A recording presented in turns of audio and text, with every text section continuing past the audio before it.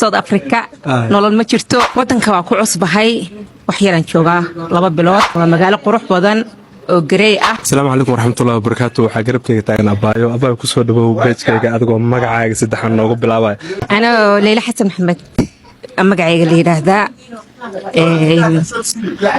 wadanka waa ku cusbahay wax yaran joogaa 2 bilood. Ma sha Allah waxa laakiin u muuqataa qof wax badan joogay wadankan. maya caasimadda Soomaaliya kamid caanaha waliga cabooy oo Muqdisho ka imaatay. yes ma sha Allah markaad Muqdisho ka soo bixisay South Africa u soo socotay waxba ka dhex guuxay sabir baad wadankan ka haysatay miyaad kala kulantay markaad imaaday wadankan sabirkaad inta guriga hooyada intaadan ka soo tagin sabirka ka haysatay miyaad kala kulantay kalama kulmin wallahi horta ma sha Allah magaalada aad u qurux badan tahay waa magaalo qurux badan oo gareey ah معناها أدونك معناها كما فالحما لكن ريالتي دكتور مركي أفيرسيد حوجا ما تلقن كسومالي وكدويهم أرتا أنت سؤالا كوي دين كهرة محنون نقن كرا صبر كهيستي مركز نوم مجلس صبر عن كه أيون نقن كرا ما صبر كهيستو هو إسكاها سمبل علشان سيد ودنك قربها لو قلنا ليه وكلا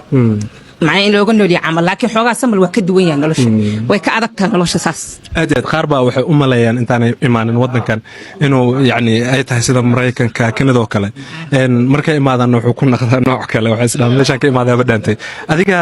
وحنا عصا كلا بنكور صور نوع عصا كلا أوكي صح الصومالي يوريالت مركز كلا فيش نلوش الصومالي في عن أديت الصومالي ما شاء الله وميل وحكست إن كيش كوفة الضحية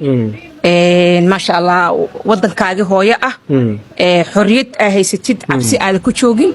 مركز هذا وفي عن ما شاء الله بصراحة أنا محلي للصومالي سود أفريقيا الصومالية في عن هذا مركز لو وضن كان كسودو حاجة إنه كسودو قف هذا صواب حربة ما دام هذا لو بيرد أجوك وضن كان قف هذا صواب حربة وضن كان أصلا صعدة ما حتى لو تصير له waxaan dhihi lahaa wadankaga iska joog baliis aan baliis South Africa nolol ma jirto oo meel nolosheeda adag tahay iska joog safadeela akasa haye aad baan ku salaamay markale soo dhaw waa dhaw buu maani